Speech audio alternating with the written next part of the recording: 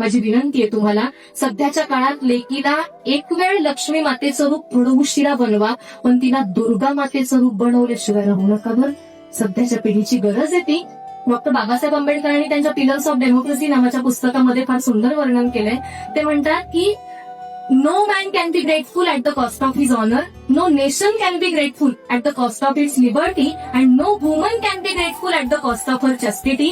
म्हणजे जगातला कुठलाही पुरुष आत्मसन्मानाचा प्रश्न येतो तेव्हा शांत बसत नाही, कुठलाच देश स्वातंत्र्याचा प्रश्न येतो तेव्हा शांत बसत नाही. माझी विनंती आहे, जेव्हा आपल्या चारित्र्याचा प्रश्न येईल ना, चॅस्टिटीचा प्रश्न येईल, तेव्हा शांत बसू नका. कमरेला पदर खोचा लढायला सज्ज व्हा. तुमच्या लेकीला सुद्धा लढायला सज्ज करा, कारण सध्याच्या काळात या देशात बाईला 100% आरक्षण मिळेल, पण दुर्दैवाने संरक्षण मात्र मिळणार नाही. आपल्या लेकरांना सुद्धा अन्यायाच्या विरोधात लढण्यासाठी तयार करा. मुलींना मुलांप्रतीचा आणि मुलांना मुलींप्रतीचा आदर आतापासून जगायला शिकवा. नंतर परिणाम भोगावे लागणार नाही, एवढी काळजी आतापासून घेऊया.